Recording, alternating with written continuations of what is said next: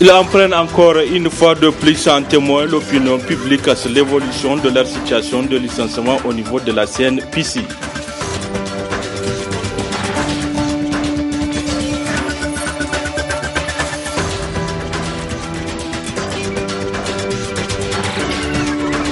Au musée Boubouhama, les chers Ibadou Rahman ont eu droit ce matin à une journée dite récréative islamique.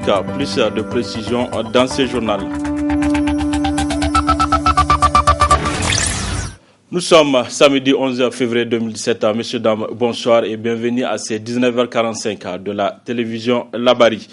La décision du ministre de l'enseignement primaire a dévalé plus de 112 000 enseignants au mois de mars prochain face à la faible qualité de l'éducation dans notre pays continue à susciter des réactions diverses. Selon le président de l'Union nationale de l'enseignement général privé, il s'agit là d'une initiative salutaire qui permettra de prendre le taureau par les cornes. On écoute le président de l'UNIGEP, Amadou Jibo Dandakoy.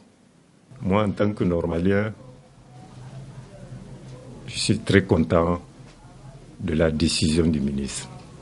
Donc, tous les fondateurs, d'une manière générale, nous sommes pour la qualité de l'enseignement.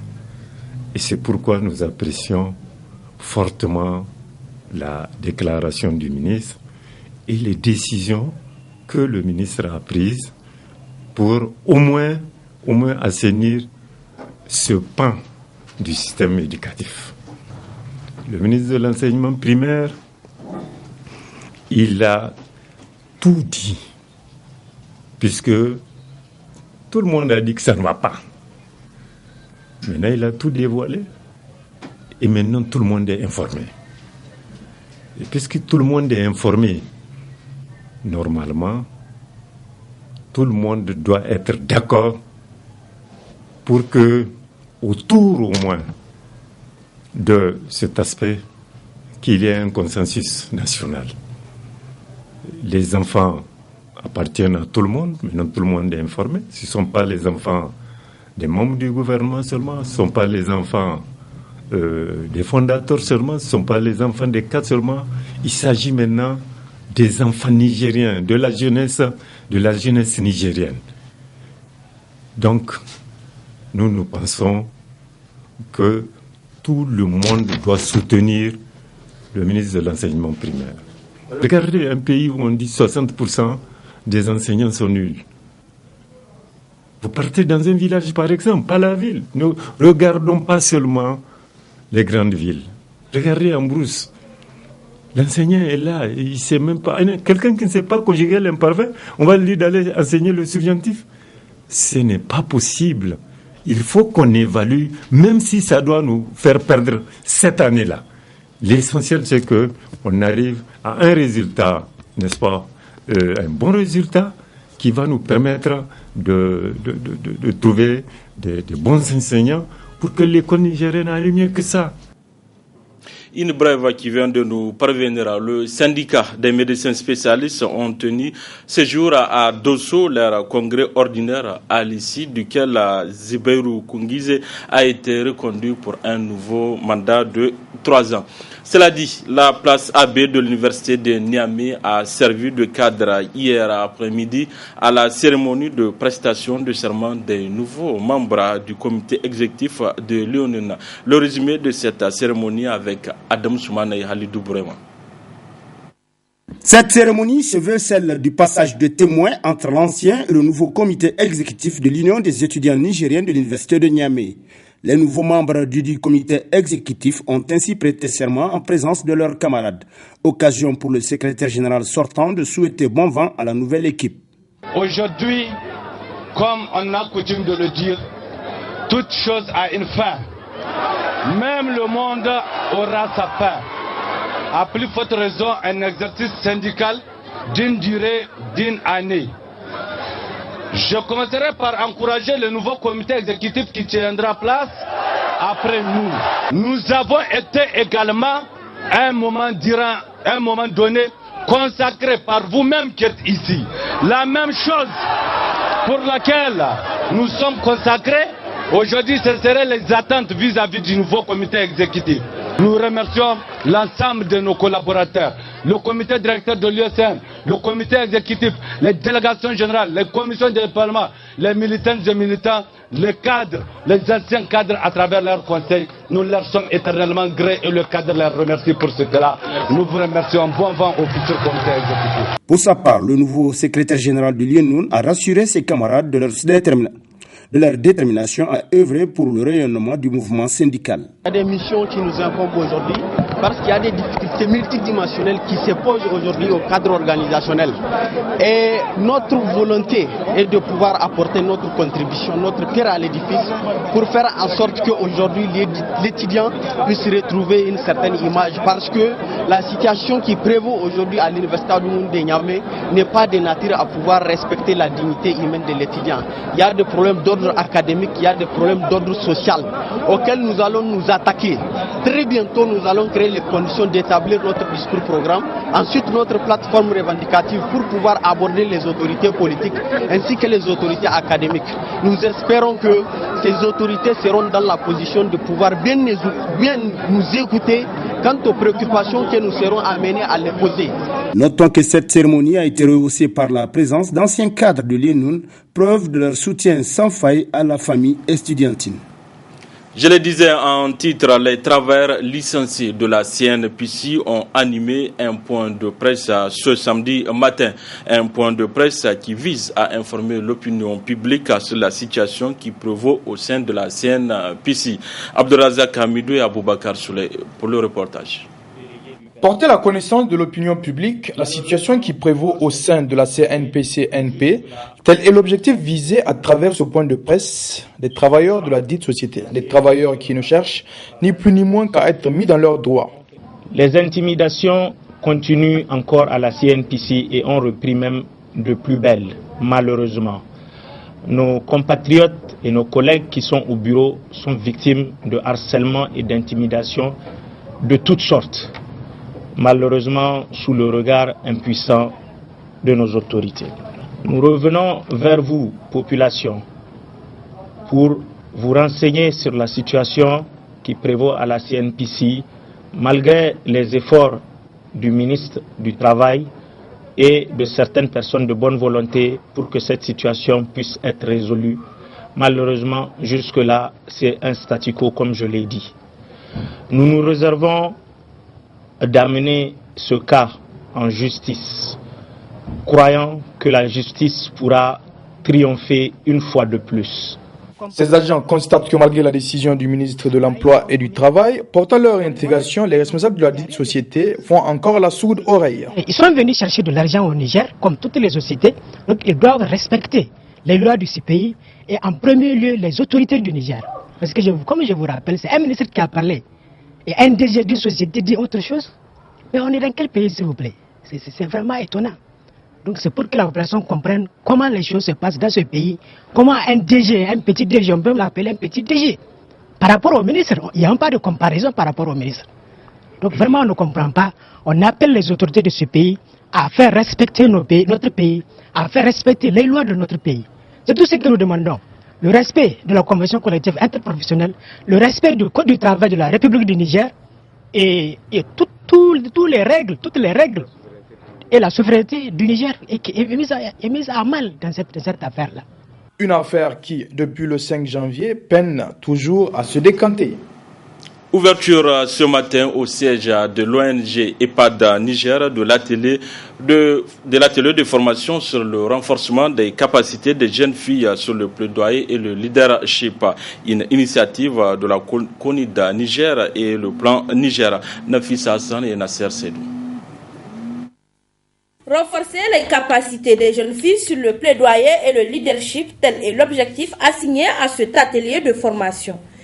Une initiative de la coalition des organisations nigériennes des droits de l'enfant CONID Niger en partenariat avec Plan Niger qui se veut une suite logique d'un ensemble de plans d'action de plaidoyer en faveur de la lutte contre le mariage des enfants. Ce projet vise non seulement à avoir un argumentaire sur les conséquences du mariage des enfants dans notre pays, mais également vise à pouvoir obtenir à l'échelle des 8 régions du Niger, environ 200 000 signatures sous forme de pétition qui montrent un peu le péril qui guette notre pays si d'aventure rien n'est fait sur la question du mariage des enfants.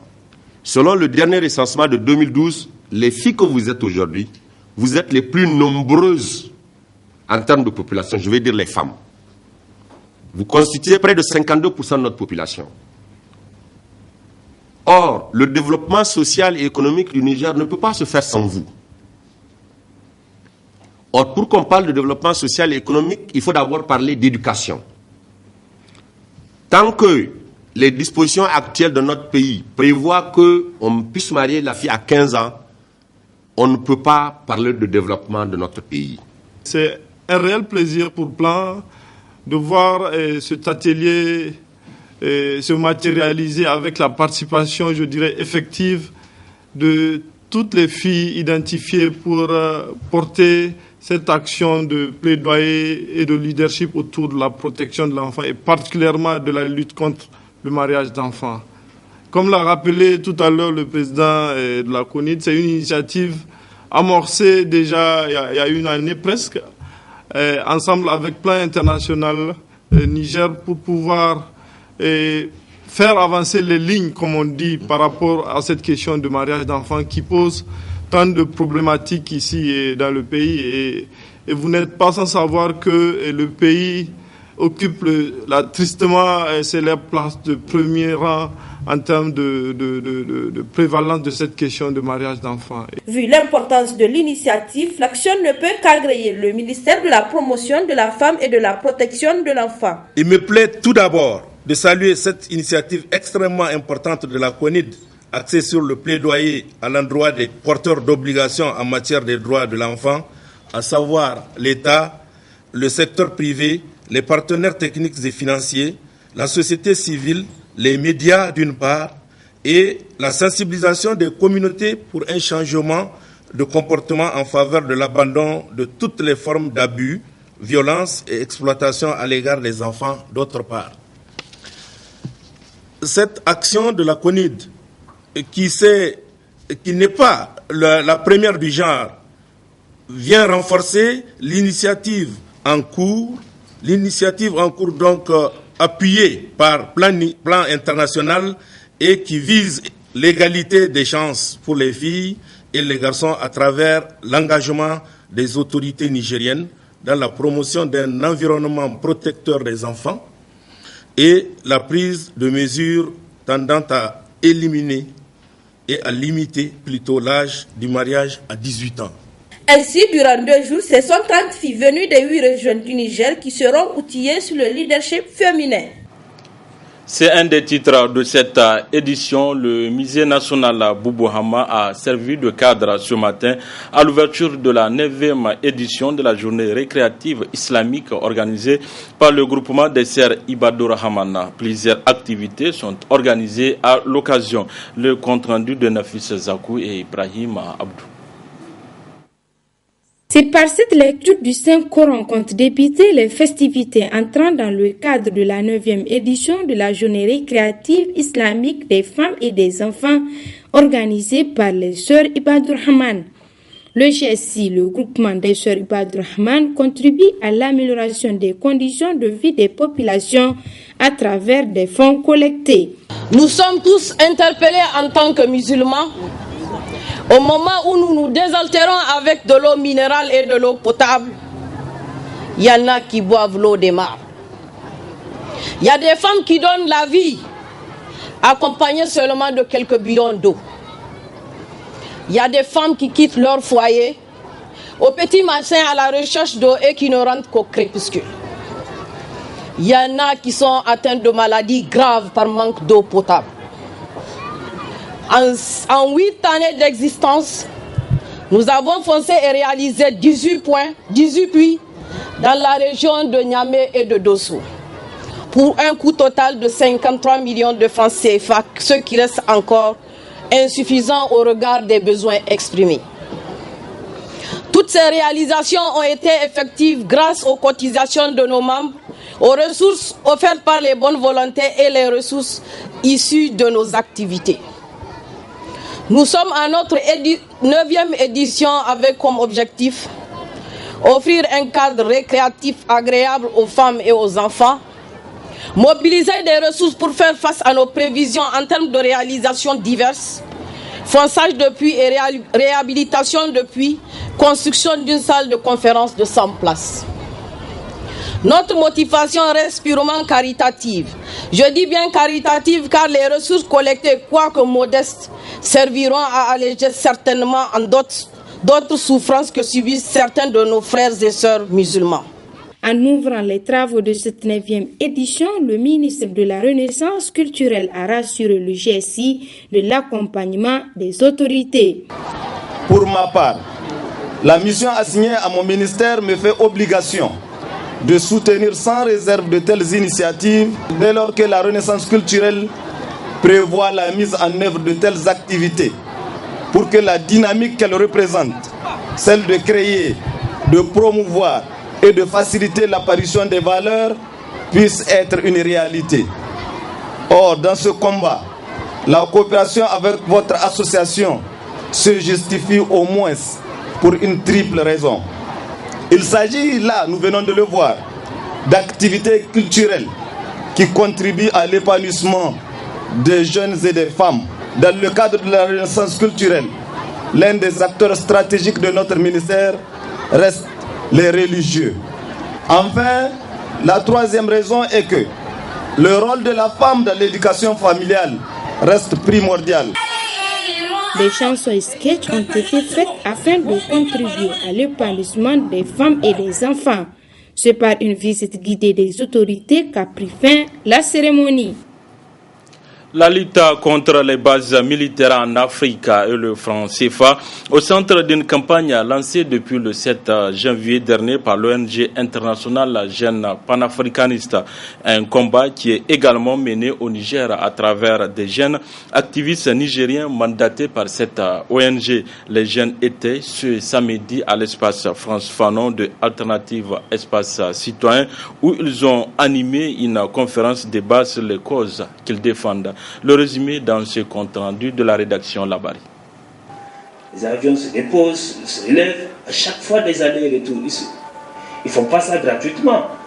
Et on ne voit pas de mouvement. Les bases militaires étrangères en Afrique, à l'ère de la réaction a sonné. C'est le thème de cette conférence publique animée en simultané dans plusieurs pays africains. Pour le cas spécifique du Niger, les jeunes Nigériens engagés dans ces mouvements dénoncent de prime abord la non-implication de la représentation nationale.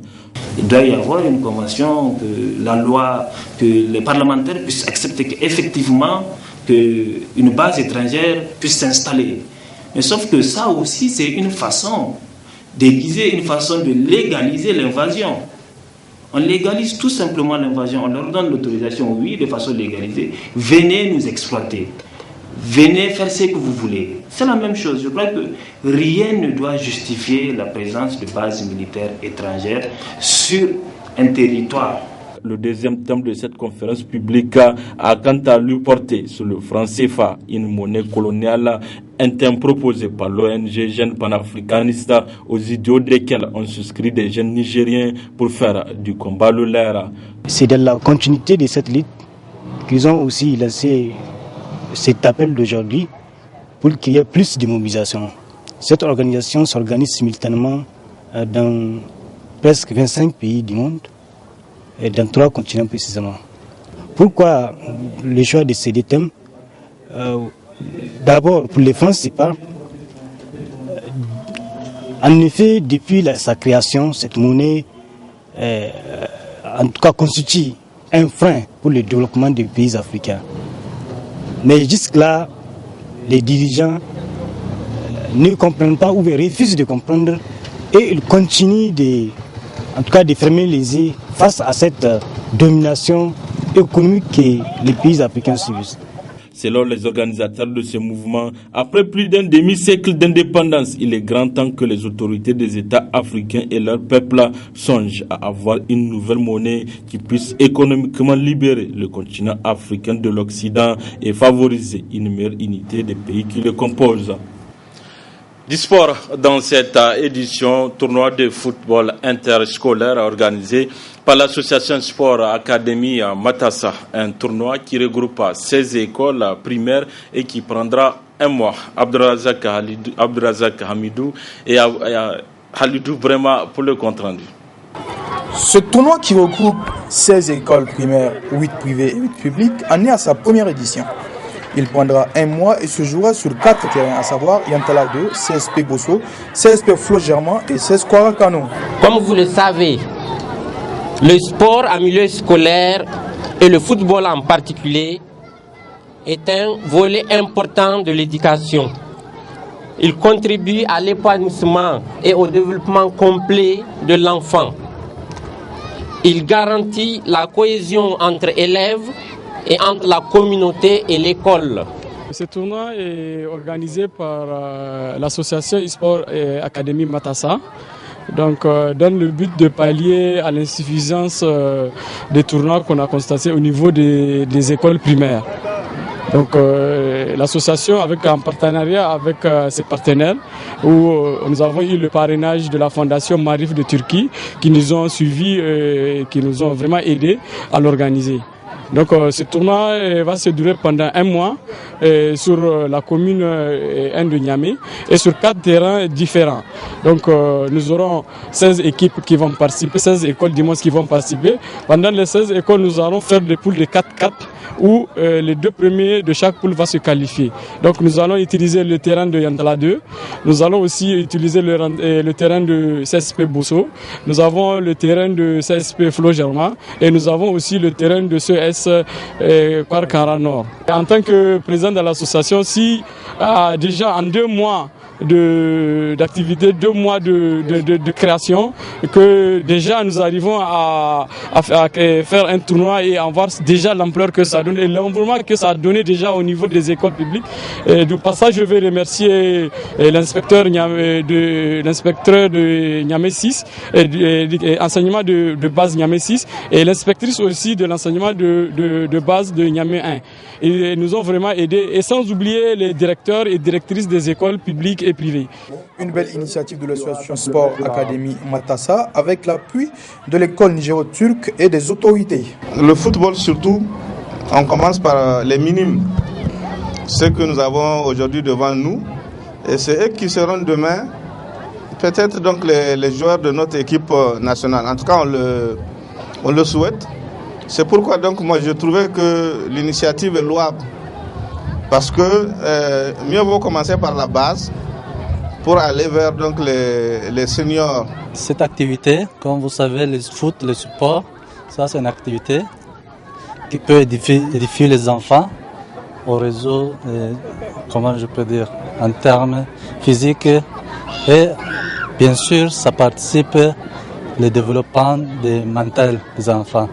Donc si on commence étant petit, on a pensé que ça sera un honneur et on peut bien participer au développement du Niger. Un tournoi qui se jouera aussi sur terrain réduit à 7 en 2 fois 20 minutes pour le plus grand bonheur des enfants. Voilà, messieurs, dames, c'est tout pour ces 19h45 de la télévision Labari. Merci à vous de l'avoir suivi. Au revoir.